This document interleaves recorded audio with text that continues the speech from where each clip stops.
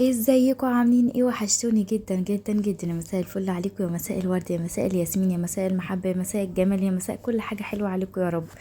النهاردة بقى فيديو جديد ومختلف زي ما عودتكم. كل فيديوهات مختلفة عن بعضها، بحاول اغير، بحاول انوع، بحاول اجيب لكم حاجات مختلفة. النهاردة بقى معانا جهاز العروسة، فكده جبت لكم كده الجهاز والتفاصيل وكل حاجة. شايفين المنظر ده؟ ده المنظر بصراحة يعني. شقة العروسة بتبص على المنظر ده، فشايفين الجمال عامل ازاي.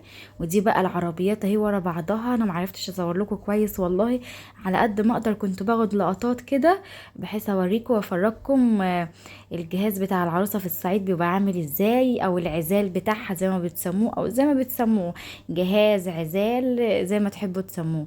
شايفين هنا الكمية؟ طبعا هنا طلعنا بقى الكميات دي كلها، طلعت الحاجات دي طلعوها كلها الشقة كده، ولسه احنا بقى مع نفسنا هنرتب. هنا بقى كانوا الشباب وكله زي ما انتوا شايفين اهو. هنا مطلعين المطبخ، طلعوا المطبخ كده في بعد احنا ما طلعنا الحاجات الرفيعة دي كلها. عامة احنا ما شلناش اي حاجة، ربنا يبارك يا رب. الشباب هم اللي طلعوا الحاجات دي كلها. اه كل حاجة هم اللي طلعوها، احنا طلعنا بس بقى كنا بنهيص بقى كده وزغاريت وسماعات ودنيا عقبال ما هم طلعوا الجهاز والحاجة. هنا انا بقى دخلت على الاوضه، قلت اشوف شغلي بقى. ده شغلي، ده اختصاصي، الدولاب ده اختصاص انا.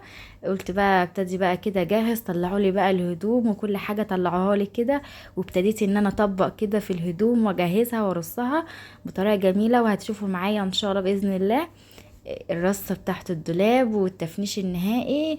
حاجة كده ما شاء الله. شايفين هنا العبايات انا بطبقها بصراحة تطبيقة حلوة. كانت في ناس حابة ان هي تساعدني وتعمل معايا، بس قلت لهم لا يا جماعة، انا ما بحبش حد يعمل معايا حاجة، يعني سيبوني كده براحتي اظبط الدنيا كده عشان اطلعهم بشكل حلو. ولو وصلتوا معايا لغاية هنا في الفيديو ما تنسوش اللايك يا جماعة، حطوا اللايك واشتركوا في القناة وفعلوا زر الجرس واضغطوا على كلمة الكل عشان كل ما انزل فيديو يوصل لكم. هنا انا بقى شغاله تطبيق، وهنا ابني ما سايبنيش قاعد جنبي وانا بطبق كده وبجهز. شايفين قاعد جنبي ما سايبنيش. هنا الكميه ما شاء الله، كميه العبايات اهي. اكتر حاجه بتجيبها العروسه في الصعيد هنا العبايات، لان عامه معظمنا بيتجوز في بيت عيله وكده. يعني الأغلبية الأكتر يعني بنتجوز في بيت عيلة، يعني بتبقى أكتر حاجة مطلوبة العبايات. ده اختلاف لو بقى عروسة متجوزة في شقة لوحدها أو في مكان لوحدها بعيدة عن بيت العيلة، عادي بيجيبوا البيجام أكتر الحاجات دي. لكن احنا بنجيب عبايات أكتر عشان هي العروسة متجوزة في بيت عيلة، فهتستخدم عبايات أكتر، فهتنزل وتطلع، فلازم العبايات دي. أنا بعرف عرايس بيجيبوا عبايات حاجة بسيطة جدا، اهم حاجة عندهم البجايم والحاجات دي بس، عشان خاطر هم لوحدهم في شقة لوحدهم. لكن العروسة اي نعم في شقة لوحدها بس في بيت عيلة، فهتنزل وتطلع بقى على حماتها، تقضي اليوم تحت، تطلع على النوم بس كده يعني. فعندنا الأغلبية عبايات. هنا شايفين اهو كمية العبايات ما شاء الله، وكلها اشكال تحفة واشكال جميلة جدا. ومعظم العبايات دي اختياري، يعني مش كلها بس معظمها اختياري، يعني تقريبا اختياري. ف يعني شوفوا بقى، قولوا لي في الكومنتات ايه ذوقكم، إيه يعني ذوقي حلو في العبايات ولا لا. وحطوا اللايك يا جماعه، ما تنسوش اللايك.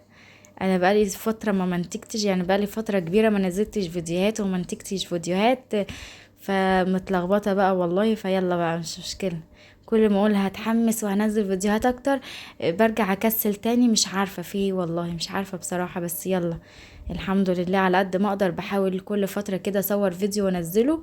وادعوا لي ان شاء الله اقدر ان انا انزل فيديوهات على طول واستمر يا رب. شايفين العباية البصل ديت الجميلة؟ حاجة كده تحفة جدا. واستنوا معايا الفيديو الجاي بقى، هجيب لكم جولة في الشقة كاملة بعد ما اتفرشت وبعد ترتيب للدولاب والفرش النهائي، هجيب لكم الشقة بالكامل. ويلا بقى سلام.